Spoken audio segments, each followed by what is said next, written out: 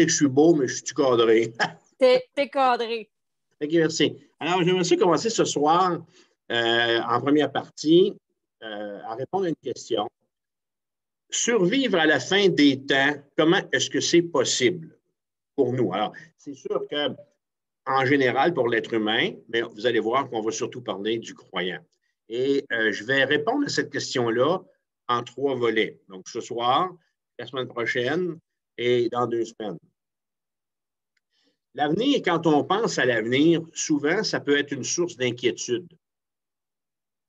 Mais on n'est pas obligé d'être inquiet comme croyant quand on pense à l'avenir. Ceux qui connaissent le Seigneur, ceux qui connaissent Dieu, au contraire, devraient anticiper, devraient, en pensant à l'avenir, le regarder avec courage.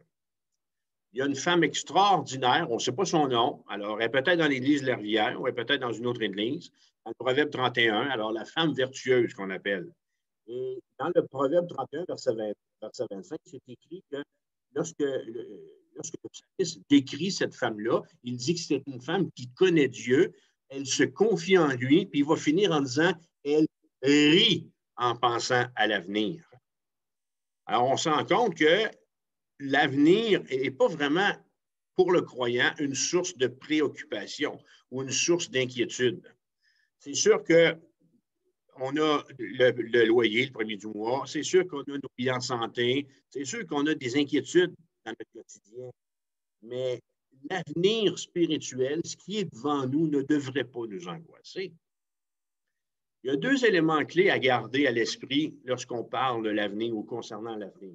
D'abord, c'est que Dieu est souverain, première chose, et qu'il contrôle, deuxièmement, toutes les choses.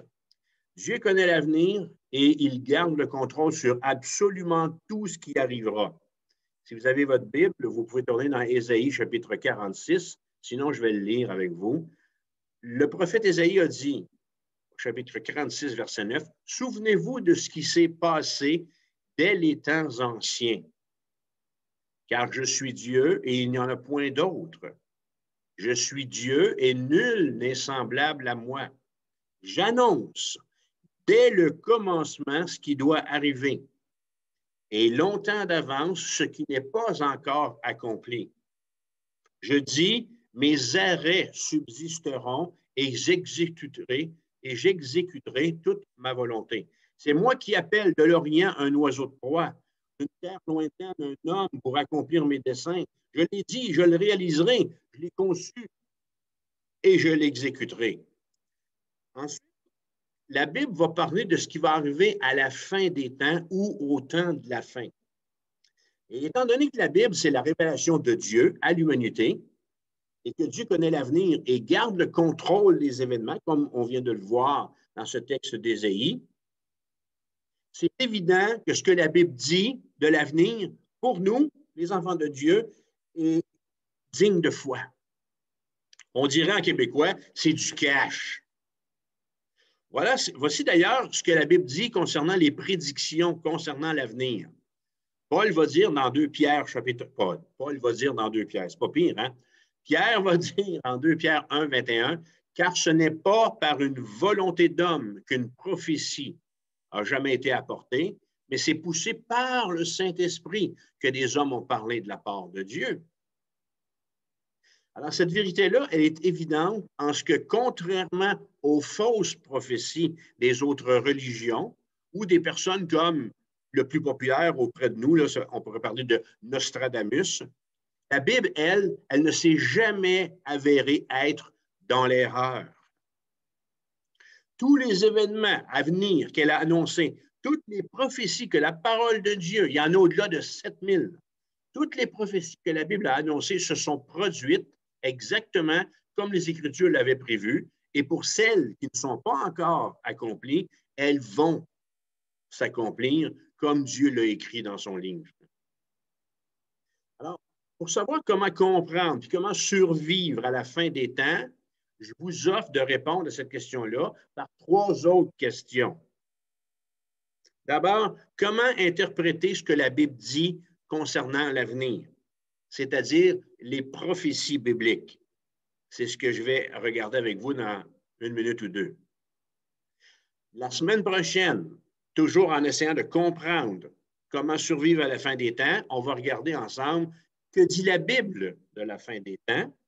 Alors, au travers de ces réponses-là, je suis en train de vous donner un petit peu plus de matériel. On déborde du cadre de l'Apocalypse afin que vous puissiez être équipés pour répondre. Et finalement, dans 2 semaines, comment ça doit affecter ma vie aujourd'hui, de manière pratique. Alors, pour le moment, comment interpréter les prophéties bibliques? Ce n'est pas sorcier, OK? Plusieurs méthodes d'interprétation des passages concernant la fin des temps sont possibles. C'est rare, c'est vraiment, à ma connaissance, là, je ne connais pas de prophétie qu'on n'est pas capable d'expliquer, qu'on n'est pas capable de comprendre. Il y a des textes un peu plus sombres ou un peu plus, pas sombres, non, c'est pas ça que je veux dire, un peu plus complexes, parce qu'on n'a peut-être pas toutes les données du contexte, OK, à expliquer. Mais les prophéties bibliques, la majeure partie du temps, sont faciles, sont interprétables, c'est du toujours, sont faciles à interpréter. Voilà. Alors, on va les interpréter d'abord littéralement, ensuite de ça, dans une mesure ou dans une perspective ou dans une approche futuriste, et finalement, dans un sens prémillénariste. Ne perdez-vous pas dans les détails, je vais l'expliquer. Il y a 300 prophéties qui concernent uniquement la venue de Christ et elles se sont toutes accomplies littéralement. Et ça nous demande quoi? C'est que ça penche en faveur d'une interprétation littérale.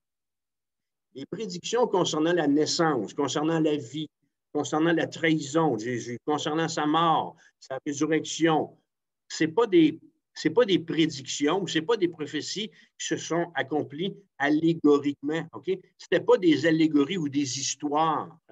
On va ensemble regarder le mois prochain le film Le Voyage du pèlerin, qui est une allégorie que John Bunyan, au 18e siècle, a écrit. Il en a fait un roman. Alors, quand on approche de la prophétie biblique en ce qui a trait à Jésus-Christ, on doit absolument l'approcher d'une manière littérale. Pourquoi? Parce que Jésus est vraiment né à Bethléem. Il est littéralement né à Bethléem. Quand c'est écrit ça, là, ça veut dire que ça a map, là, vous pouvez dire c'est là que Jésus est né.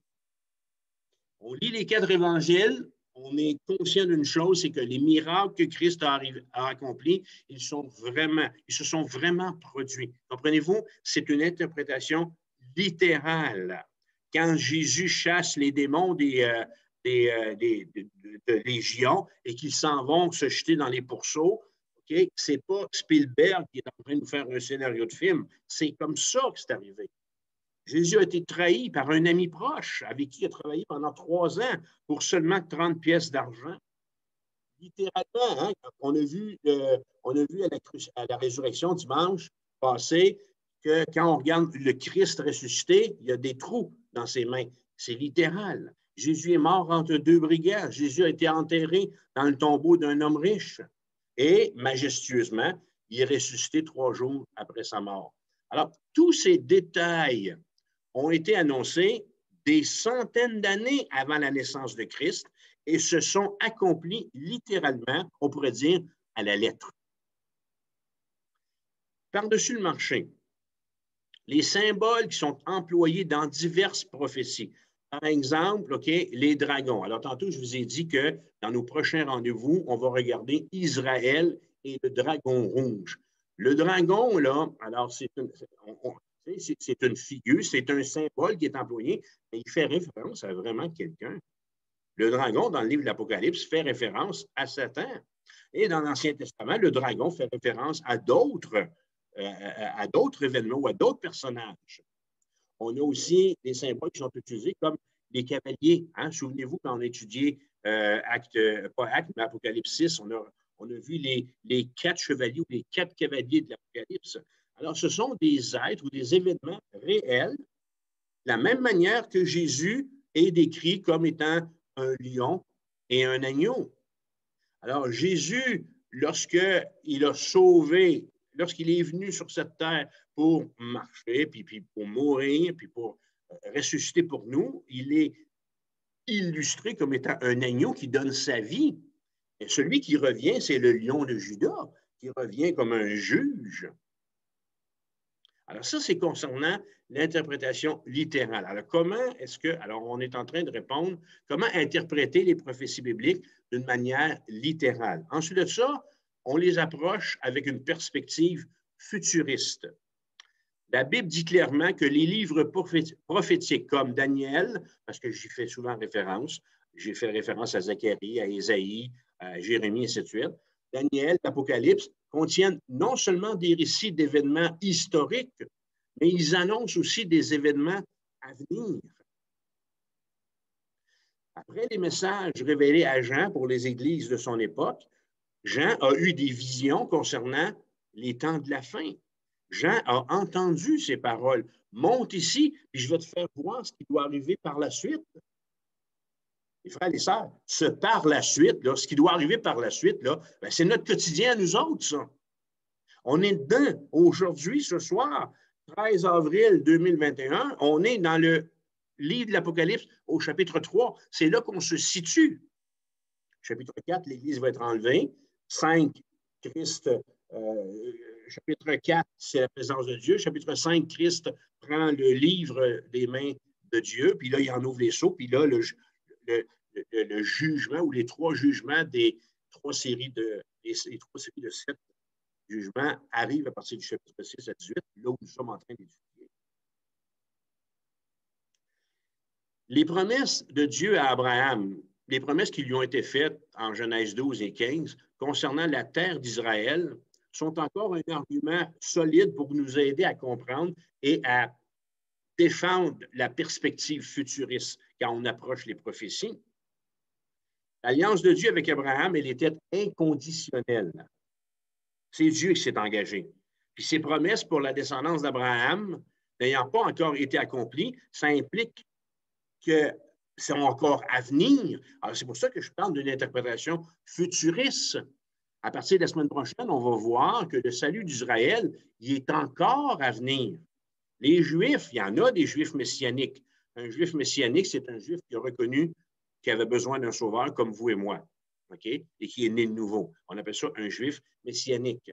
Alors, le salut d'Israël, pour la majorité, ils sont 14 millions environ sur la Terre en ce moment, il est encore à venir.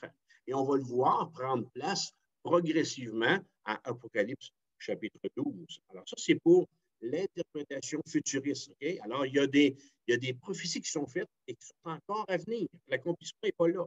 Alors, littéralement, futuriste et, en fin de compte, il y a l'interprétation prémillénariste.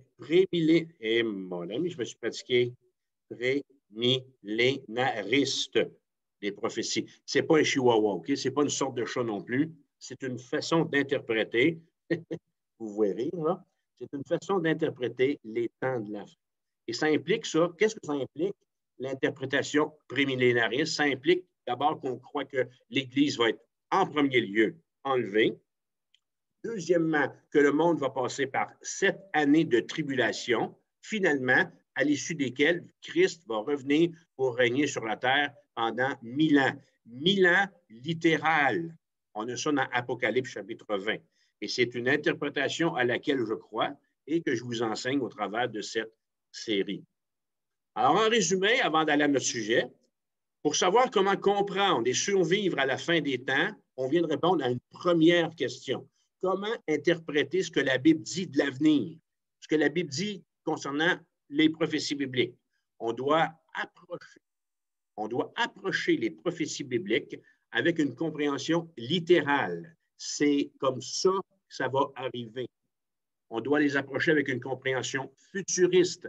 Il y a encore des événements qui sont devant nous et avec une compréhension prémillénariste, l'enlèvement des Églises, les 7 années de tribulation et ensuite de ça, le règne de 1000 ans. Alors, c'est un peu une approche trinitaire qui ne nous trompe pas.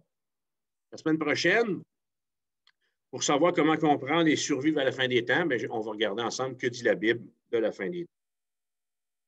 Alors, on va aller au chapitre 11, c'est là qu'on est rendu. On ne lira peut-être pas le texte tout de suite.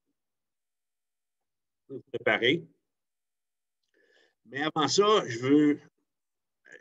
ce que je vais vous dire là, dans les prochaines minutes, c'est triste. C'est vraiment triste. OK? Mais c'est arrivé. Alors, ce n'est pas arrivé la semaine passée, mais c'est arrivé. J'aimerais parler de la fin du monde et du jour d'après. Alors, j'appelle ça mon préambule, la fin du monde et le jour d'après. Dans une série comme on étudie sur les prophéties, vous avez compris, hein?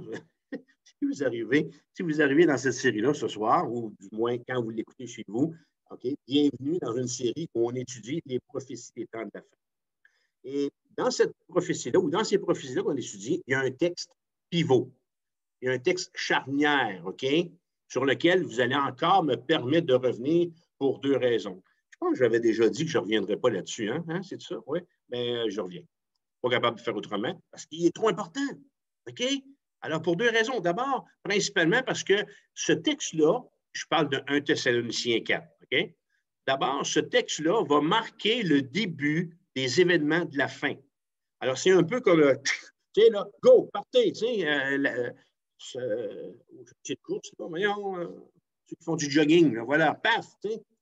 Alors, il va marquer les événements, je ne peux pas avoir de la misère à expliquer un début de course comme ça. Okay? Alors, il va marquer le début des événements de la fin. Et deuxièmement, parce qu'il est à la fois une sérieuse mise en garde. Une mise en garde, pourquoi? Pour ne pas prendre nos rêves pour la réalité. OK? Je vais m'expliquer. Alors, Paul va dire dans 1 Thessaloniciens 4,16, je ne suis pas fâché, là, parce que c'est un vieil événement que je vais vous parler, que ça fait 10 ans que c'est arrivé. Alors, 1 Thessaloniciens 4,16, Paul dit qu'à le Seigneur lui-même, à un signal donné, bon, OK? À la voix d'un archange et au son de la trompette de Dieu. Alors, il est là, notre point de départ, là, le coup de fusil là, au départ. Hein. Descendra du ciel le Seigneur Jésus. Les morts en Christ ressusciteront premièrement. Ensuite, nous, les vivants qui serons restés, si ça arrive à soir, OK, mettons, nous serons tous ensemble enlevés avec lui sur des nuées à la rencontre du Seigneur dans les airs, et ainsi nous serons toujours avec le Seigneur. Donnez-moi un beau Alléluia pour un texte comme ça. Oh, il est beau. Alors, voici où ça se gâte. Laissez-moi vous parler de quelqu'un qui a pris un jour ses rêves pour la réalité de Dieu en ce qui concerne la fin des temps. Il est probable que vous ne vous souvenez pas de l'actualité chrétienne du mois de mai 2011. Est-ce que quelqu'un se souvient de ce qui s'est passé sur le plan chrétien, là, spirituel, en mai 2011? Imaginez-vous donc, allez pas sur Internet en même temps, là, parce que c'est plein d'articles là-dessus. Mais le pasteur américain, il y a à peu près rien qu'eux autres qui sont capables de faire des affaires de même, là, mais faites-vous-en pas. On aurait été capables, nous autres aussi. Le pasteur américain Harold Camping, comme camping, on fait du camping, lecteur de la Bible depuis ou pendant 72 ans, il ne savait pas ce qu'il a fait, ce clown-là, OK? Il a annoncé l'enlèvement de l'Église pour le 21 mai 2011 à 18 h. J'espère qu'il n'y aura pas d'anniversaire de cette bouffonnerie-là quand on va arriver là le mois prochain. Okay? Et en plus de ça, il a annoncé 5 mois après lequel la fin du monde allait arriver. Les frères et les sœurs, tous les journaux en ont parlé.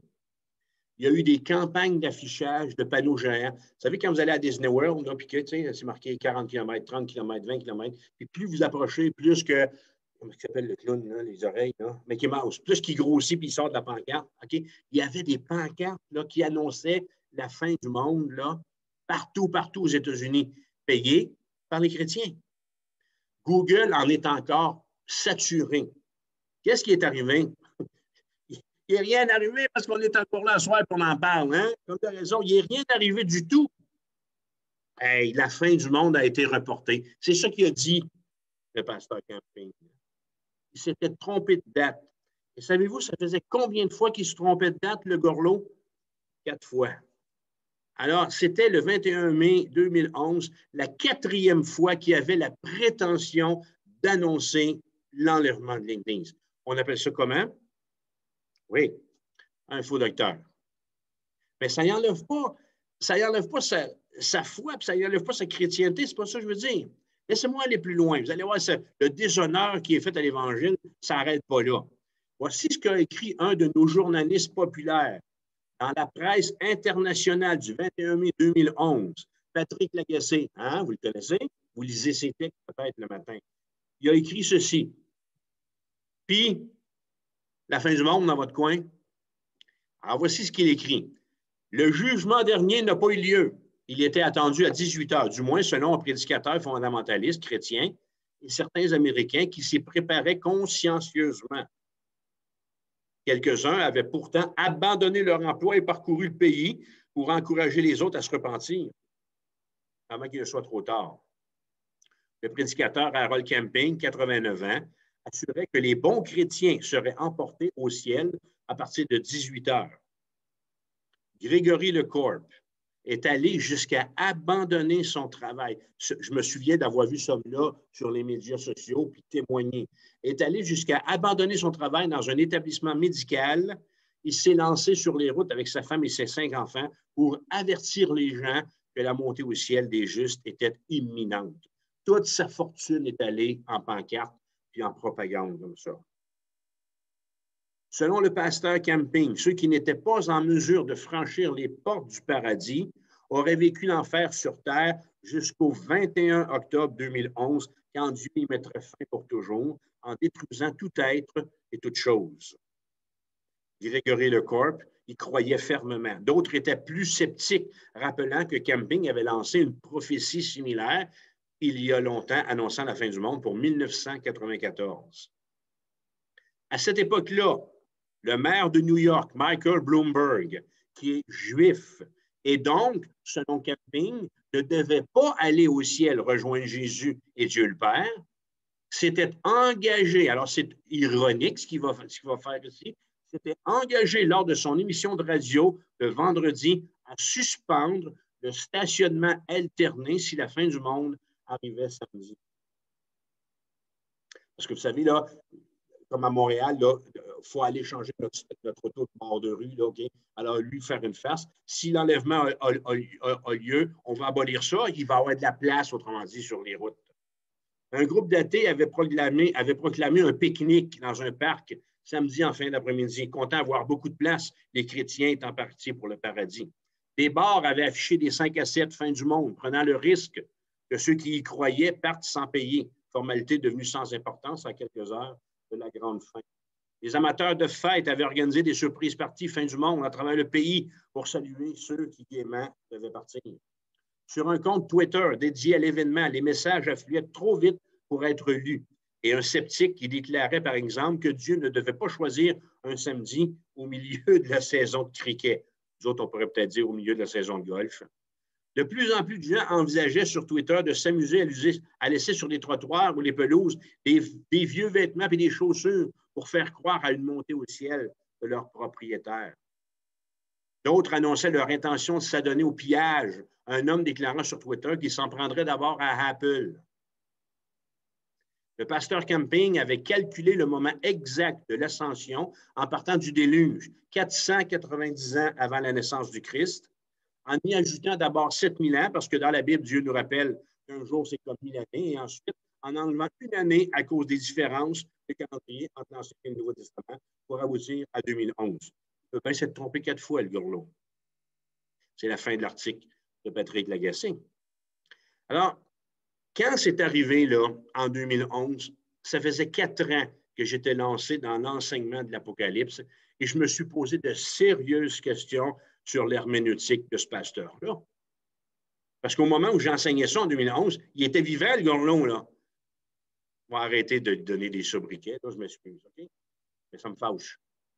La Bible ne parle pas de 5 mois entre l'enlèvement et la destruction de la terre, mais elle parle d'une période de tribulation de 7 années marquée par 3 séries de 7 jugements. Jamais il est donné de pareil laps de temps pour décrire la position enseignée par ce pasteur. Oui, la Bible parle de 5 mois. Il y a un endroit où il est question de 5 mois. Et c'est la période du jugement de la 5e trompette en Apocalypse 9, qui, elle, se trouve dans la 2e série de jugements. Il est question du jugement infligé par des démons aux non-croyants sur une période de 5 mois. Alors, s'il y a un point positif avec la sortie de ce pasteur, c'est que l'homme n'a pas eu peur de mettre ses croyances sur la place publique.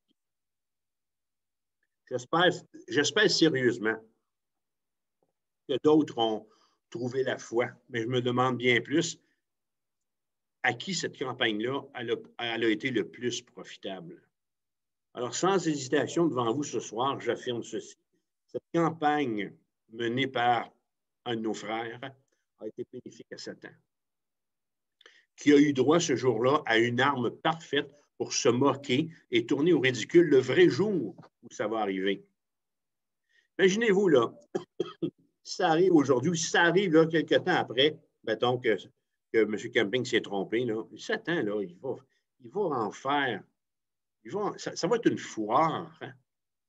Moi, je pense là, pertinemment là, que ce menteur, Satan, une fois qu'il va être incarné et qu'il va devenir l'Antéchrist, il va savoir fort bien donner une réponse au monde suite à l'enlèvement on a établi à peu près à 800 millions de croyants qui vont disparaître.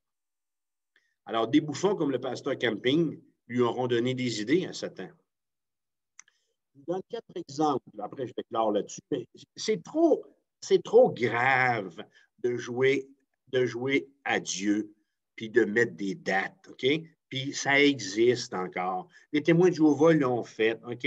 Les adventistes l'ont fait, je crois. Puis d'autres groupes religieux l'ont fait aussi. Alors voici, permettez-moi de vous donner 4 exemples de ce que ça a produit, la bouffonnerie de cet homme-là. Première bouffonnerie, sur le site de vente Craigslist.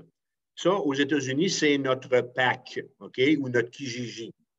Alors, sur ce site-là, des milliers de non-croyants proposaient de racheter leurs biens à ceux qui pensaient qu'ils allaient retrouver le Seigneur ce jour-là.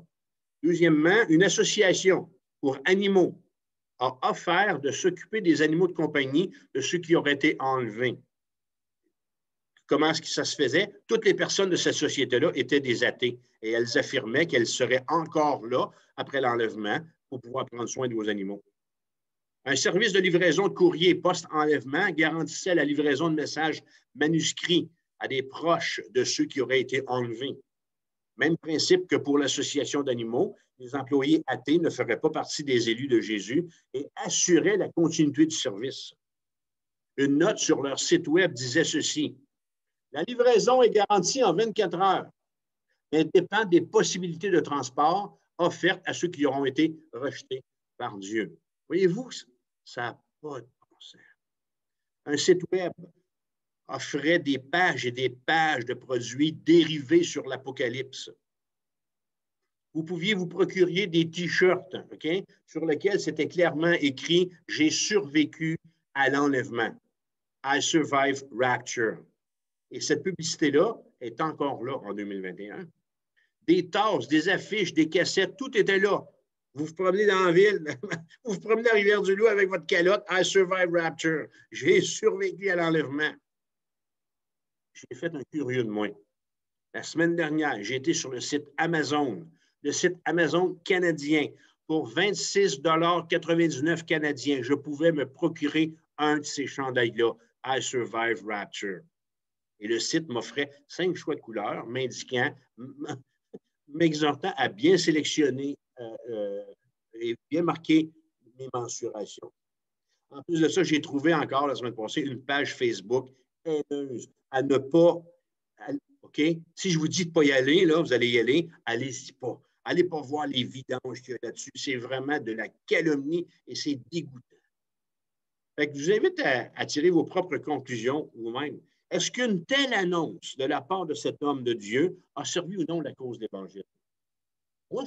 Moi, quand des choses de même arrivent, là, je préfère parler d'un déshonneur qui est fait aux fils et aux filles de Dieu, qui essaient, eux autres, tant bien que mal, de gagner à Christ les gens de leur famille. Fait qu'imaginez-vous donc quand des pareilles choses sortent au grand public. Je prie pour que personne d'entre eux ne se décourage, les gens de vos familles, ceux pour qui vous continuez de prier, ceux pour qui vous plaidez devant Dieu, ces personnes de paix pour lesquelles vous priez, vos proches. Je prie également que Dieu me garde comme pasteur, nous garde comme croyants de devenir des astrologues et de mettre des dates et des heures sur les jugements de Dieu qui sont décrits dans le livre de l'Apocalypse. Mon but, c'est de prêcher le conseil de Dieu en demeurant dans le texte, sans faire de prédiction qui ne servirait pas du tout mon roi. Vous êtes d'accord avec ça? Je crois toutefois que le moment est proche. Lisez la Bible pour y voir par vous-même que plusieurs indices sont en place pour le retour du roi. Alors, ça me fait dire en conclusion que M. Camping y avait pleinement raison. Jésus revient. M. Camping est décédé le 15 décembre 2013. Ça a mis fin à ses prédictions. OK. Alors, notre rendez-vous ce soir, c'est le 10e rendez-vous qu'on a dans cette série où on étudie la période de la tribulation qui va du chapitre 6 à 18. Et le titre que j'ai donné à la leçon, c'est la 7e trompette. Et on va lire très bientôt notre texte dans le chapitre 11. Mais avant ça, au chapitre 10, je veux revenir sur un texte, chapitre 10, verset 5. Et l'ange que je voyais debout sur la mer et sur la terre leva sa main droite vers le ciel et jura par celui qui vit au siècle des siècles, qui a créé le ciel et les choses qui y sont, la terre et les choses qui y sont, et la mer et les choses qui y sont, qu'il n'y aurait plus de temps. OK? On en a une indication ici. Qu'il n'y aurait plus de temps, mais qu'au jour de la voix du 7e ange, quand il sonnerait de la trompette, alors on parle de la 7e trompette ici, le mystère de Dieu s'accomplirait comme il l'a annoncé à ses serviteurs, les prophètes. Ils sont nombreux, ceux qui vont demander au Seigneur, Seigneur, quand est-ce que ça va finir? J'utilise le futur ici parce qu'il faut qu'on se rappelle que tout ce qu'on regarde à partir du chapitre 4 est à venir. Alors, parmi ceux qui vont demander au Seigneur quand est-ce que ça va finir, il va y avoir les martyrs du chapitre 6. Il va y avoir les saints du chapitre 8 qui vont solliciter une réponse de Dieu. Les paroles de cet ange puissant, avons-nous vu la semaine passée, au début du chapitre 11, annoncent qu'il n'y a plus de délai. Alors, il ne s'agit pas d'une mince affaire. On n'est pas placé là devant une petite chose, on est placé devant le jugement de Dieu. Le jugement de la 7e trompette, c'est le jugement des 7 coupes qui va s'étendre sur des semaines et peut-être des mois. On est, selon le verset 14 de notre chapitre, au 3e malheur. C'est la fin. Le jugement des 7 coupes sera dirigé contre les adorateurs de la bête, contre la nature qui sera entièrement remplacée, contre le soleil, contre le gouvernement de l'Antéchrist que le monde verra perdre et qui, à la bataille d'Armageddon, doit être défait, lié et emprisonné. Le jugement de la 7e trompette, mes bien-aimés, c'est la réponse de Jésus à la question suivante des apôtres. Mais dis-nous donc, Seigneur, quand ça arrivera? Quel est le signe de ton avènement et de la fin du monde? Matthieu 24, 3. Alors, ce qu'annonce la 7e trompette de notre texte ce soir, c'est en fait la réponse de Dieu au plus grand nombre de prières qui ne lui ont jamais été adressées de tous les temps. On va être, frères et sœurs, devant l'accomplissement de la parole de Jésus. Souvenez-vous quand Jésus a dit, quand vous priez, priez ainsi, que ton règne vienne, que ta volonté soit faite sur la terre comme au ciel. Vous imaginez-vous combien de nos frères et sœurs ont fait cette prière depuis qu'elle a été donnée en Matthieu 6? Et combien vont encore la faire? Avez-vous déjà demandé une telle chose au Seigneur? Avez-vous déjà, comme croyant, osé prier cette prière? Que ton règne vienne, que ta volonté soit faite sur la terre comme au ciel. Vous ne l'avez jamais fait? On va le faire. Matthieu 6. Prions-la ensemble, là où vous êtes. OK? Ce n'est pas un chapelet qu'on fait, là, OK? On récite, on lit un texte biblique et on le récite, on prie le texte. Ça vous va? Ensemble. Notre Père, qui es aux cieux, que ton nom soit sanctifié, que ton règne vienne, que ta volonté soit faite sur la terre comme au ciel. Donne-nous aujourd'hui notre pain quotidien. Pardonne-nous nos offenses, comme nous aussi, nous pardonnons à ceux qui nous ont offensés. Ne nous induis pas en tentation, mais délivre-nous du mal, car c'est à toi qu'appartiennent dans tous les siècles le règne, la puissance et la gloire. Et le peuple de Dieu répond Amen. Alors, c'est justement ce que Dieu s'apprête à faire. Alors que sonne la 7e trompette de l'Apocalypse, il s'apprête à répondre à cette prière et à rendre les titres de la terre à son véritable maître, j'ai nommé Jésus, qui revient pour régner. Alors, la réponse que Dieu est en train de faire, elle va couvrir le reste de notre étude. Elle va des chapitres 12, qu'on va commencer la semaine prochaine, à aller jusqu'à la fin, au chapitre 22. Le jugement de la 7e trompette, qui ne débute qu'au chapitre 16, il inclut les 7 coupes et tous les événements qui vont conduire à l'établissement du royaume millénaire, qui est écrit au chapitre 20, et au couronnement de Jésus comme roi, qui nous est présenté au chapitre 19.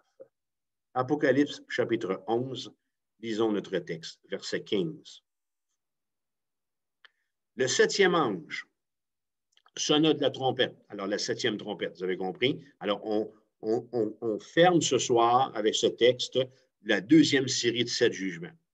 Et il y eut dans le ciel de fortes voix qui disaient « Le royaume du monde est remis à notre Seigneur et à son Christ, et il régnera au siècle des siècles. » Et les 24 vieillards qui étaient assis devant Dieu sur leur trône se prosternèrent sur leur face et ils adorèrent Dieu en disant « Nous te rendons grâce, Seigneur Dieu Tout-Puissant, qui est et qui était de ce que tu as saisi ta grande puissance et pris possession de ton règne. Les nations se sont héritées et ta colère est venue, et le temps est venu de juger les morts, de récompenser tes serviteurs, les prophètes, les saints et ceux qui craignent ton nom, les petits et les grands, et de détruire ceux qui détruisent la terre. Et le temple de Dieu dans le ciel fut ouvert, et l'arche de son alliance apparut dans son temple. Il y eut des éclairs, des voix, des tonnerres, un tremblement de terre et une forte grêle. C'est toujours étonnant quand j'enseigne comme ça, tout seul dans la grande salle. Il n'y a aucun son. Je fais juste vérifier si vous êtes encore là. Vous êtes tous là. Merci, on va continuer. Moi, je suis tout seul dans la grande salle, puis je parle tout seul. Là. Je parle à mon ordinateur, mais voyez-vous, c'est le meilleur endroit que j'ai trouvé de travailler. OK, alors notre premier point, versets 15 à 17, c'est, on va voir que Christ est celui qui est digne de toutes les louanges. Alors, comme je viens de le souligner, même si l'effet du jugement de la 7e trompette est différé, il va commencer au chapitre 16, il y a une réaction immédiate dans le ciel. Vous savez, le ciel est toujours prompt à se réjouir devant la grâce de Dieu qui est manifestée en Jésus-Christ. Question, qu'est-ce qui se passe, nous dit la Bible, lorsqu'un pécheur se repent? Il y a de la joie. Hein? Alors, Luc 15, 10, il y a de la joie devant les anges de Dieu pour un seul pécheur qui se repent. La Bible dit que quand un pécheur se repent, le ciel fait la fête parce qu'une âme a été arrachée à Satan. Dans notre texte, quel est le sujet de cette joie? Eh bien, le ciel exulte de joie à l'idée que Satan va perdre ses titres de propriété de la terre, son plus noble nom, c'est-à-dire prince de ce monde, et il va aussi perdre sa puissance. Une puissance qui est bel et bien réelle. Laissez-moi vous le démontrer en lisant un texte avec vous dans Luc, chapitre 4. Verset 5. Le diable, l'ayant élevé, Jésus, c'est la tentation de Jésus dans le désert, le diable ayant élevé Jésus, lui montra en un instant tous les royaumes de la terre et lui dit, je te donnerai toute cette puissance. Alors, on pourrait se poser une question ici. Comment est-ce que Satan peut prétendre une telle chose? C'est Jésus. On doit se rappeler que c'est Jésus qui l'appelle. C'est Jésus qui lui a donné le sobriquet de prince de ce monde en Jean 14, 30. Alors, Satan, ici, il parle en son nom, étant le Dieu de ce siècle. C'est un menteur. Il parle de quelque chose qu'il n'a pas. Il n'a pas, cette puissance-là. OK? Et la gloire, je te donnerai cette puissance et la gloire de ces royaumes. Regardez ce qui est écrit. Car elle m'a été donnée et je la donne à qui je veux. Okay? Mettons, là, péter de brou comme ça. OK? Je ne sais pas si vous savez c'est quoi, là. Léonie, c'est ce que ça veut dire, péter de brou. Quelqu'un qui est orgueilleux, là, puis qui est prétentieux. Si Satan, dans son orgueil, veut, en disant ça ici, là, insinuer par là que c'est Dieu qui lui a livré cette puissance sur le monde, c'est un mensonge et honté. C'est un blasphème. Ce n'est pas de cette façon-là que Satan a acquis ce droit et cette puissance. Toutefois, si Satan veut dire que c'est l'homme qui la lui a donné, cette puissance-là, en désobéissant, en lui obéissant, pardon, plutôt qu'en obéissant à Dieu, au moment de la chute en Genèse 3, alors là, il a raison. C'est là que Satan a acquis, d'une certaine façon, ce droit-là de revendiquer toute chose, quand l'homme lui a prouvé qu'il était prêt à lui obéir plutôt qu'à Dieu.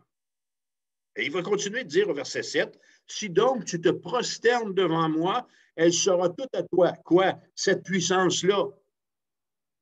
C'était une illusion grossière de s'imaginer que Jésus allait reconnaître cette autorité en se prosternant devant lui. Des fois, je me demande à quoi il pensait le diable.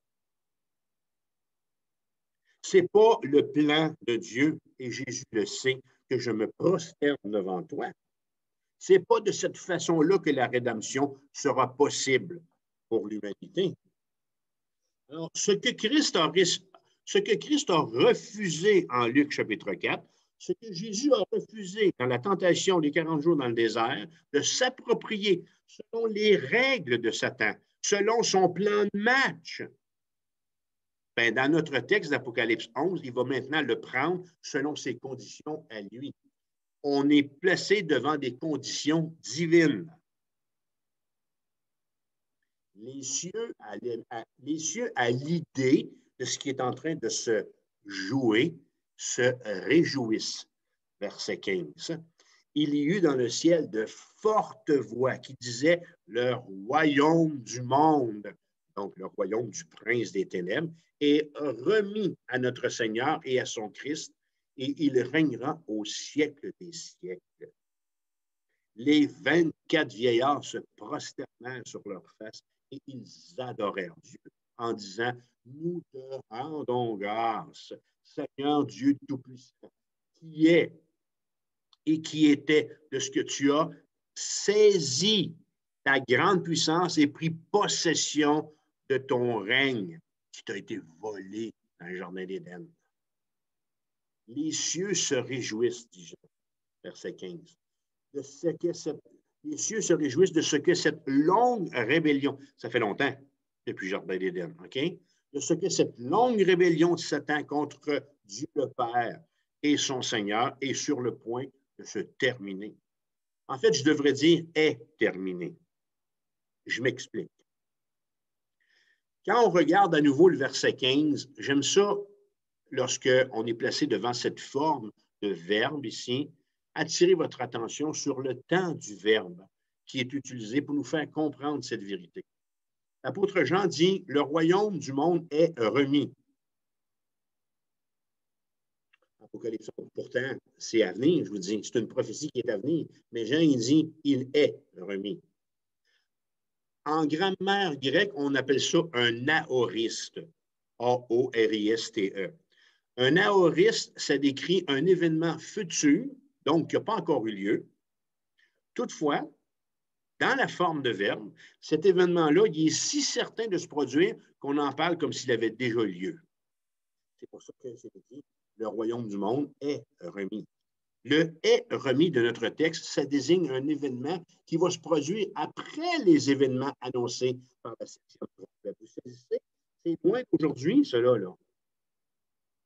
On a ici un événement qui est à venir selon la suite chronologique les jugements de Dieu. Mais pour Jean, il est ici certain qu'il va se produire, qu'il utilise un temps de verbe au moment où il écrit, qui signifie, en fait, que c'est déjà fait, que c'est déjà accompli.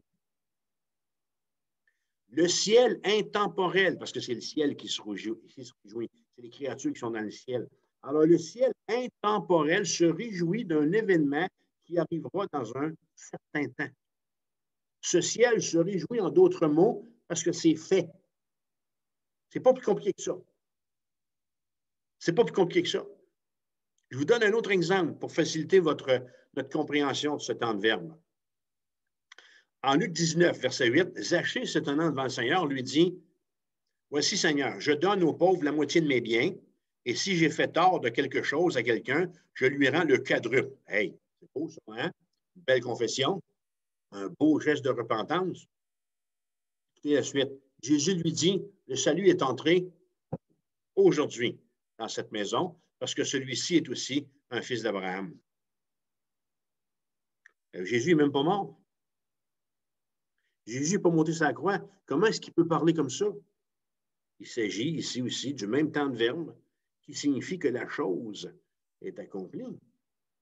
Zachée a été déclaré sauvé par Jésus. Elle est merveilleuse, la grammaire grecque. C'est merveilleux.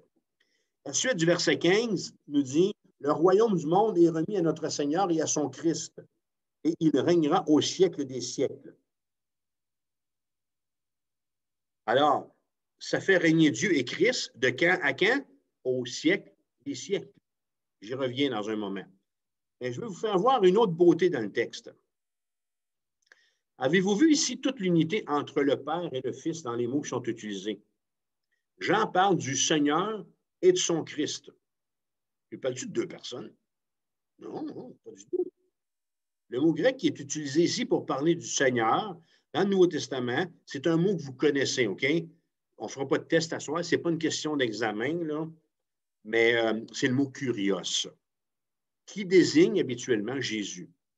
Et ici, dans ce chapitre et ailleurs, dans le livre de l'Apocalypse, kurios désigne le plus souvent le Père. Jean est en train de souligner sous nos yeux l'égalité du Père et du Fils et par leur nature. Le royaume du monde, dit-il, est remis à notre kurios et à son kurios. On est une fois de plus placé ici devant la plénitude de Dieu, dont a largement parlé l'apôtre Paul aux Éphésiens. Le texte continue et Jean rapporte « il », doté singulier. Okay? Alors, le royaume du monde est remis à notre kurios et à son kurios. Il y a un pluriel. Et ensuite de ça, il continue, il dit « il », régnera au siècle des siècles. Je vais vous enseigner plus en détail sur l'intention de Christ et son règne terrestre au chapitre 20. Ce n'est pas demain la veille qu'on va regarder le chapitre 20, je le conçois. Toutefois, pour le moment, suivez-moi bien, OK? Jésus revient de où? Il revient du ciel. Est-ce que Jésus revient avec le but d'y retourner, vous pensez? Non, non. Il n'est jamais question de ça dans la Bible. Lorsque Jésus revient, Apocalypse 9, il n'est jamais question qu'il va retourner au ciel. Jésus, nous dit la Bible, revient et pour de bon. Ce qui va se produire, en fait, dit Jean, c'est que nous allons être témoins d'une superposition, si je peux parler ainsi, du règne de Christ. Restez branchés, OK? Clignez pas des yeux. Je vais vous expliquer ce que c'est que de la superposition, surtout dans ce qu'on est en train de voir ici. Premièrement, chapitre 20, Jésus doit régner pendant 1000 ans sur la terre avec les siens. La Bible parle ici d'un règne de 1000 ans. C'est une prophétie qu'on doit interpréter comment? Littéralement, vous avez raison. C'est un règne pour parler humain, terrestre, avec un calendrier qui calcule les mois et qui calcule les années. En second lieu, à la suite de la destruction de la terre et de la création de la nouvelle terre, et à l'arrivée de la nouvelle Jérusalem, Christ régnera pour l'éternité. Alors, pour parler humain, sans calendrier. Le premier règne a un temps bien défini, 1000 ans, littéral, OK? 1000 fois 365 jours. Le deuxième règne va émerger du premier, OK? Alors, ça, c'est cette boîte-là ici, là, j'espère que vous la voyez, ma boîte, elle symbolise le règne, le premier règne qui est défini. Il est défini. Voyez-vous, on peut en tracer les contours des mois et des années. Le deuxième règne va émerger du premier. Quand Christ va avoir commencé à régner, ça ne finira plus jamais. Alors, le deuxième règne, OK, le règne éternel, va sortir du premier. Elle est ici la superposition des deux règnes. Il n'y a pas de coupure pour les racheter. Pour vous et moi, là, il n'y a pas de coupure. Le règne terrestre, avec un calendrier, va passer pour nous à un règne éternel sans agenda, sans iPhone, sans tablette. D'ailleurs, il n'y a aucun moyen de les charger aussi. Alors, je vous promets qu'on va voir tout ça en détail une fois arrivé au chapitre 20, 21 et 22. On va revenir sur cette superposition des règnes de Christ. Je vais avoir l'occasion de vous le réexpliquer. Peut-être qu'on ne s'en souviendra plus. En continuant d'étudier le texte, l'apôtre Jean, dans les versets 16 et 17, il va attirer notre attention sur un groupe qui est empressé, où ils sont fébriles, OK, de louer Dieu. OK? Il est 10h moins 5, là, la musique commence à jouer à 15, là, puis ils veulent chanter. La réaction de joie immédiate, produite au seul son de la 7e trompette, mobilise qui? Les 24 vieillards. Alors, vous allez vous souvenir de qui ils sont, les 24 vieillards. Ils représentent l'Église qui a été enlevée puis qui est glorifiée.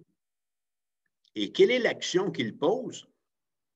D'abord, ils sont assis sur les trônes. Alors, assis sur les trônes qu'ils étaient, ils tombent sur leurs genoux, ou je devrais dire sur leur face, parce que c'est ainsi que les adorateurs de Dieu faisaient. Et là, dans cette position d'adorateur, ils parlent. Non, ils ne parlent pas. Ils crient. Forte voix. Eux aussi, leur reconnaissance, parce que la prière du Notre Père, puis la requête de sa volonté soit faite sur la terre comme au ciel, va avoir été exaucée. Alors, leur louange qui nous sert de guide dans notre propre adoration ou collectivement en Église parle de deux choses. Leur louange parle de l'omnipotence de Dieu. Elle parle de sa toute-puissance. Elle parle du caractère éternel de Dieu en disant qui est et qui était. C'est comme ça qu'ils parlent, Jean. Et vous allez remarquer qu'ici encore, ils ne disent pas qui est, qui était et qui vient, comme partout ailleurs dans la Bible. Non, parce que le vieil est accompli. Le Seigneur est en train de faire de l'avenir le présent. Et leur louange parle aussi de sa souveraineté. Sa souveraineté. Dieu reprend possession de ce qui était lui. Psaume 24, verset 1. À l'Éternel la terre et ce qu'elle renferme, le monde et ceux qui l'habitent. Alors, en continuant notre lecture, on se rend compte que la joie des uns au ciel déplaît fortement à d'autres. Notre deuxième point ce soir, verset 18, c'est l'irritation des nations. La majeure partie du texte qu'on étudie se passe au ciel. Et dans sa vision, Jean attire notre attention au verset 18. Sur la terre, hein, les nations auront à ce stade surmonté leur terreur. Qui a fait place à quoi, dit le verset 18? Les nations se sont irritées. Elles sont en beau fusil. Elles seront sous l'emprise d'une rage pleine de défis, mues par les démons qui les mèneront dans un ultime affront à vouloir détruire le bien le plus précieux de Christ encore sur terre, j'ai nommé son peuple, la nation d'Israël, qui à ce moment-là sera caché dans le désert, comme on va le découvrir à partir de la semaine prochaine au chapitre 12. Alors, je vous suggère de voir la chose de cette façon-là, et cette explication va vous aider à saisir ce que je m'apprête à vous présenter. À ce stade, les nations auront compris que Christ est Seigneur et que son intention, c'est de revenir pour régner. Les nations vont avoir compris ça du témoignage des 2 témoins prophètes qu'on a vus la semaine passée. Ils vont avoir compris ça des 144 000 Juifs qu'on a vus, mais qu'on va revoir un peu plus loin dans notre étude. Cette haine et cette irritation suite à la résurrection et à l'ascension des 2 témoins va les amener consciemment à se préparer pour faire la guerre à Dieu directement. On est là devant une irritation enracinée et persistante. Connaissez-vous le dicton qui dit « Ils se réveillent la nuit pour haïr ». C'est à peu près ça qu'ils vont faire, les nations. Ils vont se révéler. Oui, ils vont se révéler aussi, mais ils vont se réveiller la nuit pour haïr les Juifs, pour haïr Israël. Alors, il ne s'agit pas d'un excès de colère momentané, mais d'un ressentiment profond et ardent contre Dieu, puis qui va se diriger contre son peuple. À partir de la 7e trompette, il ne semble plus y avoir de conversion, ni de repentance de la part des hommes qui restent sur la terre. Donc, ça veut dire que quand on va revenir, là, à partir de l'exécution après la 7e trompette, à partir du chapitre 16. À la 6e coupe, chapitre 16, l'Euphrate, nous dit la Bible, sera asséché pour permettre l'entrée de ces nations hostiles en terre promise, animées par la haine et le seul désir de tuer tous les élus de Dieu. Parce que le diable va avoir réussi à convaincre les nations que ce qui leur arrive, c'est la faute des sordis du juif. C'est à cause du peuple juif qu'on souffre comme ça. Alors, leur bouche, les nations, aura soif de sang humain. Ils vont avoir soif de sang juif. Ils vont avoir soif de ce sang qui coulera, parce que c'est l'avenir, dans les veines de tous ces rachetés par la seule grâce de Dieu, parce qu'à ce moment-là, Israël se sera converti à Jésus-Christ au grand complet. Alors, depuis que je vous parle, vous connaissez la suite. Okay? On a commencé à étudier le livre de l'Apocalypse en septembre de l'année passée. Pas un seul ne sera étanché de cette soif diabolique. Frères et sœurs, recevez dans vos cœurs, encore une fois, cette heureuse prophétie en tournant vos Bibles avec moi dans Apocalypse 19. Ils vont avoir soif de faire périr le peuple de Dieu, mais il n'y en a pas un qui va goûter au succès ou à l'accomplissement de son rêve. Apocalypse 19, verset 11. « Puis je vis le ciel ouvert, et voici parut un cheval blanc. Celui qui le montait s'appelle fidèle et véritable. Et il juge et combat avec justice. Ses yeux étaient comme une flamme de feu. Sur sa tête étaient plusieurs diadèmes. Il avait un nom écrit que personne ne connaît si ce n'est lui-même. » C'est une question de Jésus, là. Vous avez compris de qui on parle? Et il était revêtu d'un vêtement teint de sang. Son nom est la parole de Dieu. Les armées qui sont dans le ciel le suivaient sur des chevaux blancs, revêtus d'un fin lin blanc pur. De sa bouche sortait une épée aiguë pour frapper les nations. Il les pètera avec une verge de fer et il foulera la cuve du vin de l'ardente colère du Dieu Tout-Puissant. Il avait sur son vêtement et sur sa cuisse un nom écrit, Roi des rois et Seigneur des seigneurs. Alors, la Bible parle ici du défenseur des rachetés. Verset 11. Combien est-ce qu'il y a de guerriers? Il n'y en a seulement qu'un. Un seul qui est venu pour défendre ses bien-aimés. Un seul qui sera monté sur un cheval blanc. Quel est son nom? Verset 11. Fidèle et véritable. Verset 11. De quelle façon est-ce qu'il va se battre? Il juge et il combat avec justice. Versets 12 et 13. Il est couronné. Il est la révélation de la parole de Dieu dans toute sa gloire et dans sa plénitude. Quel spectacle ce sera! Quel spectacle! Avez-vous déjà été dans la foule à regarder passer le Père Noël? Avez-vous déjà été dans la foule avoir passé la parade quelconque, OK? Mais là, il n'est pas question d'une parade ici. Puis vous ne serez pas dans la foule. Nous ne serons pas dans la foule. Verset 14, nous serons avec lui, fidèle et véritable. Verset 14, il est accompagné par des armées également montées sur des chevaux blancs. Il s'agit de nous, son épouse. Il s'agit des martyrs de la tribulation. Il s'agit des croyants de l'Ancien Testament. Il s'agit des anges. Vous imaginez-vous combien ça va prendre de chevaux blancs? Verset 14, le ciel est vide. C'est littéral, OK? Oui, j'ai entendu dire, c'est-tu littéral, ça? Le ciel, verset 14, est vide. Ça veut dire quoi, ça? Littéral, il est vide. À ce moment-là, je prêche une salle vide. Jamais ces armées n'y retourneront. Elles sont sur terre pour régner avec Christ. Verset 15, fait surprenant, il n'y en a aucun qui est armé. En fait, il y a juste fidèle et véritable qui est équipé, qui est armé. Il n'a qu'une épée qui sort de la bouche et il s'agit de la puissance de sa parole. Rappelez-vous, hein, mais tout comme en Genèse, Dieu a parlé les cieux et la terre, c'est-à-dire Dieu a dit que le ciel soit et le ciel fut. Alors Dieu a parlé les cieux et la terre et il fut. En Apocalypse, c'est le même scénario qui va se dérouler. Qu'est-ce que je veux dire? Christ va parler la fin des nations et elle sera vite, soudaine et totale. En fait, je crois que cette bataille dont il est question au verset 15, c'est la bataille d'Armageddon, ne durera que le seul temps d'une seule parole de celui qui est appelé roi des rois et seigneur des seigneurs. Verset 21.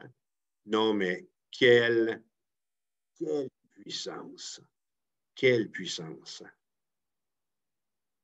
Mettez-vous pas devant moi quand ça va arriver. Moi, je veux voir en avant, OK? J'aime bien ça, voir ce qui se passe en avant. Okay? Vous assoirez les autres chaises à côté. C'est pas vrai, c'est du théâtre.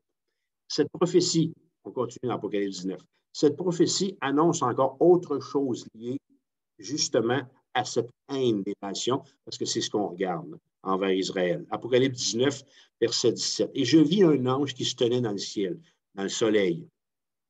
Il cria d'une voix forte, disant à tous les oiseaux qui volaient par le milieu du ciel, venez, rassemblez-vous pour le grand festin de Dieu, afin de manger la chair des rois, la chair des chefs militaires, la chair des puissants, la chair des chevaux et de ceux qui les montent, la chair de tous, libres et esclaves, petits et grands.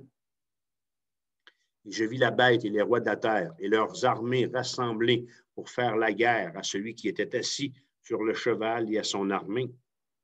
Et la bête fut prise, et avec elle le faux prophète qui avait fait devant elle les prodiges par lesquels il avait séduit ceux qui avaient pris la marque de la bête et adoré son image. Ils furent tous les deux jetés vivants dans l'étang ardent de feu et de soufre.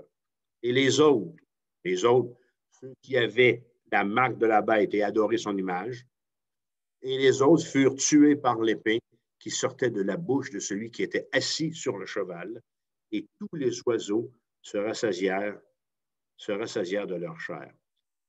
Ils sont morts, ils sont tous morts. Le furent-ils tous en même temps? Ce n'est pas ça qui est important. Ce qu'il est, c'est que quand Dieu parle, sa parole s'exécute. Notez que l'Église, les martyrs de la tribulation, les croyants de l'Ancien Testament, nous serons tous témoins de ce jugement final et décisif. Pourquoi? Parce qu'on va être descendu, on va s'être envenu, on va avoir accompagné, fidèle et véritable. Alors, j'ose m'imaginer le scénario. Bien en selle sur mon cheval blanc, heureusement, je me suis pratiqué une seule fois dans ma vie. Alors, bien en selle sur mon cheval blanc, je vais avoir à mes côtés peut-être, je ne sais pas, moi, Abraham, peut-être que quelqu'un va avoir Néhémie à côté de lui, un autre aura Paul à côté de lui, Jean Calvin. Alors, vous, les frères, les sœurs, ma mère, ma belle-mère va me dire, fais attention, je ne rentre pas tomber en bas du cheval, tu n'es pas habitué, OK? Et là, tous, on va scander, ben, peut-être que ce n'est pas comme ça qu'on va le dire, là, mais c'est en version 2021. Go, fidèle, go. Hein? Je veux garder le solennel de cette prophétie-là, mais ça va être bien plus grandiose qu'un feu d'artifice à Disney World. Je ne sais pas si vous avez déjà vécu un feu d'artifice à Disney World.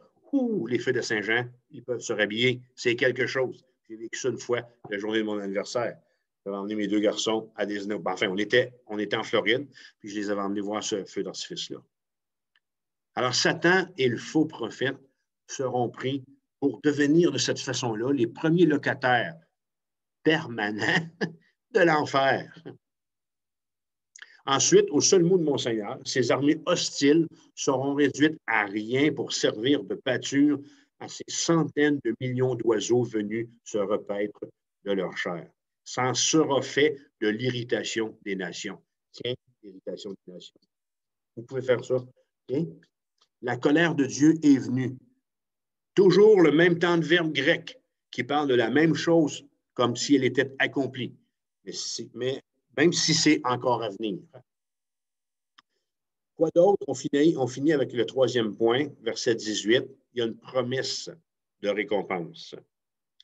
Verset 18. Le temps est venu de juger les morts, de récompenser tes serviteurs, les prophètes, les saints et ceux qui craignent ton nom, les petits et les grands, et de détruire ceux qui détruisent la terre.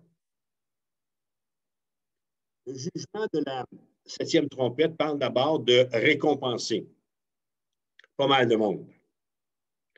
Personne ne doit être motivé de travailler ou de vivre pour Dieu que pour les seuls bénéfices. On est d'accord là-dessus. Cependant, la Bible enseigne que l'ouvrier, la Bible enseigne que le travailleur mérite son salaire, mérite une paye de la part de son employeur pour son labeur. Et savez-vous quoi? Bien, la chose n'est pas différente pour les croyants. Le Nouveau Testament, mes bien-aimés, fait état de récompenses promises pour ceux qui œuvrent pour le Seigneur. Nous sommes, même comme croyants, encouragés à nous rappeler ce fait important, comme s'il s'agissait d'une motivation pour nous autres pour continuer. Apocalypse 22, verset 12, « Voici, je viens bientôt, et ma rétribution est avec moi, pour rendre à chacun selon ce qui est son œuvre. » 1 Corinthiens 3, 8, « Celui qui plante et celui qui arrose sont égaux, et chacun recevra sa propre récompense selon son propre travail, car nous sommes ouvriers avec Dieu. » Qu'est cette promesse? Qu'est-ce que c'est? De quoi il est question? Il est question des couronnes, qui parlent de cadeaux de reconnaissance pour le service rendu. Alors, il est question d'abord de la couronne de justice, selon 2 Timothée 4, 8, qui parle de la justesse de son récipiendaire. Alors, lorsque vous allez recevoir de la part de Dieu la couronne de justice, ça fera référence à la justesse que vous avez justifiée par le sang de Christ. Il sera question de couronne, de la couronne de vie, selon Jacques 2, qui parle de la longanimité. Hein? C'est une couronne pour l'éternité. C'est la couronne de vie. Ce n'est pas la couronne de mort. Ce n'est pas la couronne de en attendant. C'est la couronne de vie. Ça parle de longanimité. Et ça sera aussi question, il sera question aussi de la couronne de gloire, selon 1 Pierre 5, qui parle de règne. Juste, la vie éternelle, et ça parle de règne. Des récompenses pour bientôt. Des récompenses pour le temps du royaume. Récompense ultime que Christ établira dès son retour. Après avoir réglé le cas des nations à Armageddon, c'est ce qu'il fera en tout premier lieu. Il va parler de récipiendaires pour ces récompenses. Voyons qui ils sont. C'est le temps de récompenser tes serviteurs, dit Jean, les prophètes. C'est pas compliqué.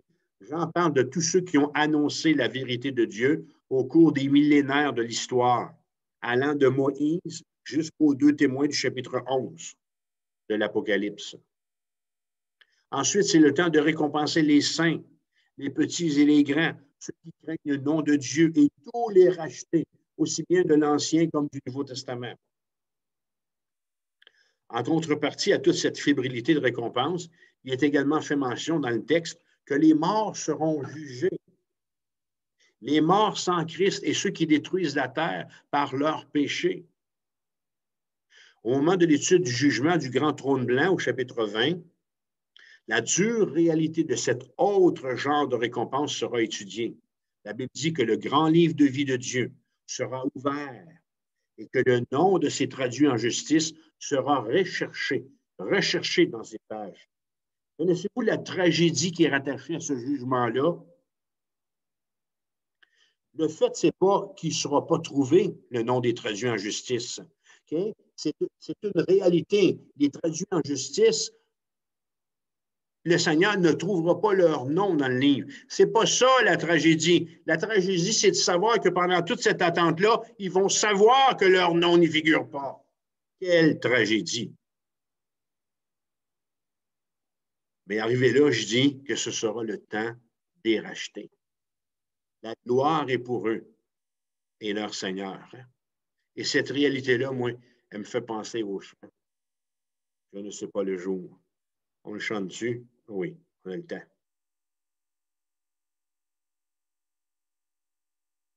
Vous allez chanter ça avec moi chez vous. Attends, partagez. Julie, est-ce qu'on voit le chant? Je ne sais pas le jour. Oui. Merci. Chantez ça avec moi. Je ne sais pas le jour où je verrai mon roi, mais je sais qu'il me veut dans sa sainte demeure. La lumière vaincra les ombres à cette heure. Ce sera la gloire pour moi. Ce sera la gloire pour moi. Ce sera la gloire pour moi. La lumière vaincra les ombres à cette heure. Ce sera la gloire pour moi. Je sais quels seront les chants des bienheureux, les accents, les accords, les hymnes angéliques. Mais je sais que joignant ma voix aux saints cantiques, bientôt j'adorerai comme eux. Bientôt j'adorerai comme eux. Bientôt j'adorerai comme eux. Mais je sais que joignant ma voix aux saints cantiques, bientôt j'adorerai comme eux. Je ne sais quel sera le palais éternel, mais je sais que mon âme y sera reconnue. Un regard de Jésus sera ma bienvenue. Pour moi s'ouvre le ciel. Pour moi s'ouvre le ciel. Pour moi s'ouvre le ciel. Un regard de Jésus sera ma bienvenue. Pour moi s'ouvre le ciel. Alors, qu'est-ce qu'on peut dire pour terminer? Oups, j'avais dit 3 points, il y en a un 4e. Je viens de le trouver dans mes notes. Qui a mis ça là, ce point-là? Oh, ben, je peux le traiter. Qui a mis ça là?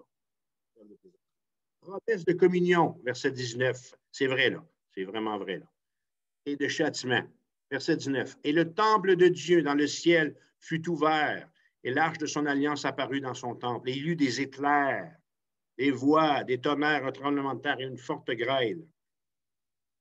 J'aimerais proposer la chose suivante, c'est que le verset 19 est, selon moi, un écho aux événements qui sont survenus lors de la mort de Jésus, avec un détail différent toutefois. Voici le texte auquel je désire le jumeler. Matthieu 27, 50, Jésus poussa de nouveau un grand cri et rendit l'esprit. Et voici, le voile du temple se déchira en deux, depuis le haut jusqu'en bas. La terre trembla, les rochers se fendirent, les sépulcres s'ouvrirent, et plusieurs corps des saints qui étaient morts ressuscitèrent. Étant sortis des sépulcres après la résurrection de Jésus, ils entrèrent dans la ville sainte et apparurent à un grand nombre de personnes. Le centenier et ceux qui étaient avec lui pour garder Jésus, ayant vu le tremblement de terre et ce qui venait d'arriver, furent saisis d'une grande frayeur et dirent, assurément, cet homme était fils de Dieu. Alors, dans les deux textes, alors verset 19 d'Apocalypse 11 et celui-ci, Dans les deux textes, il y a un événement central. Il y a un événement qui est catalyseur des autres événements qui suivent. C'est la déchirure du voile dans le temple terrestre. Alors, dans le temple terrestre, la déchirure du voile a créé une ouverture. Et le temple céleste, lui aussi, dans notre texte, il est ouvert. L'accès au temple est l'événement central. Normalement, quelque chose qui est ouvert, c'est une invitation à quoi? À entrer. Alors, nous savons que la déchirure du voile symbolise l'accès pour tous à la grâce de Dieu. Dans les deux textes, il y a des démonstrations de puissance. Résurrection de plusieurs croyants et furie dans la nature à la mort de Christ et à l'ouverture du temple céleste. Il y a apparition de l'arche, signe d'alliance, et furie aussi dans la nature. Dans les deux textes, il y a des réactions. Dans le premier texte, il y a la confession du centenier qui, à la vue des événements entourant la mort de Christ, toutefois, et c'est ici que je dis qu'il y a un détail différent entre les deux textes, c'est que la mort de Christ et l'accès direct à la grâce de Dieu, symbolisé par le voile déchiré, furent un événement de salut pour les non-croyants. Alors qu'au verset 19, l'Apocalypse 11 ici, l'apparition de l'arche à l'ouverture du temple céleste, c'est un gage, c'est une promesse de récompense pour le seul peuple de Dieu, les rachetés, et pour personne d'autre. Le temps n'est plus à l'invitation ou à la confession, comme le fait le centenier à la mort de Jésus. Le temps est à la furie des éléments manifestés. La furie de la nature, du verset 19, parle du jugement de la 7e coupe, qui sera élaboré quand on va étudier le chapitre 16. Un jugement sans aucun précédent dans toute l'histoire de l'humanité, du jamais vu. On va étudier ça seulement qu'à notre retour à l'hiver 2022, parce qu'on fait une pause à partir du 11 mai pour revenir seulement qu'en décembre 2021 ou janvier 2022. Mais j'attire cependant votre attention sur la provenance du dernier jugement. L'auteur est Dieu, et ce jugement-là vient du lieu très saint. Un tremblement de terre mondial qui va changer complètement la topographie de la terre, accompagné d'une grêle et de grêlons de 50 kilos. Quand tu manges un grain de neige sur le haut de ton char qui pèse 150 livres, ça commence à être de la neige. OK? Alors, des grêlons de 50 kilos, c'est à peu près ça, 160, 170 livres. La dernière coupe, le dernier jugement à ce stade, il n'y a plus de place pour la confession. Elle est ici la différence entre les deux temples qui sont ouverts que je veux vous faire remarquer. Apocalypse 16, alors c'est là qu'on va voir le jugement des coupes. Et les hommes blasphémèrent Dieu à cause du fléau de la grêle, parce que ce fléau était très grand. Tu comprends? Je viens de vous expliquer l'impact de ces grêlons-là. Et à la croix, Matthieu 27, 54, le centenier et ceux qui étaient avec lui disaient assurément, cet homme était fils de Dieu. Alors, voyez-vous, le temps n'est plus à la confession. En premier point, c'est fini pour la grâce. Plus un homme ne l'accepte. C'est sûr, le Saint-Esprit est plus présent, mais leur intelligence, leur jugement, les hommes, ils l'ont encore, mais rien n'y fait. Le deuxième point, qui est le plus important pour les racheter, c'est l'ouverture du lieu très saint, qui est une invitation claire et formelle. Un faire-part, mes bien-aimés, un faire-part céleste, une invitation à participer à la plus extraordinaire promesse de communion avec Dieu, c'est-à-dire être invité à la table des noces de l'agneau. Amen. Alors, frères et sœurs, Dieu nous ouvre à la fin du chapitre 11, à vous et moi, son Église, le lieu saint. Il nous convie à y entrer. On est probablement au chapitre 11 à moins de quelques mois, okay, de toute cette fébrilité que nous a présenté Jean dans ces versets-là. Alors, quand ça va arriver, là, le monde, okay, nous autres au ciel, on va être à quelques mois de cette fébrilité. Avez-vous hâte à ce jour? C'est pour ça que j'ai voulu chanter ce petit chant-là. Okay? On ne le sait pas le jour, mais on sait qu'il vient. Alors, en conclusion, Le message de la 7e trompette pour nous ce soir, il est clair. Christ reprend ce qui lui a été volé. Il va enlever la gestion de la terre à l'homme qui n'aura pas été en mesure de s'en acquitter convenablement en rejetant son Créateur. Deuxièmement, l'apôtre Jean vient nous faire voir que le ciel est la source de la vengeance de Dieu. Elle part du lieu saint pour être déversée sur les non-croyants. Troisièmement, il nous fait également réaliser que du même endroit, le lieu saint, les bénédictions de l'Alliance seront déversées sur les rachetés. Prenez pas de parapluie, laissez tomber les bénédictions. Hein? On va faire un rénal, Rio de moins. Soyez bénis, laissez tomber les bénédictions sur vous.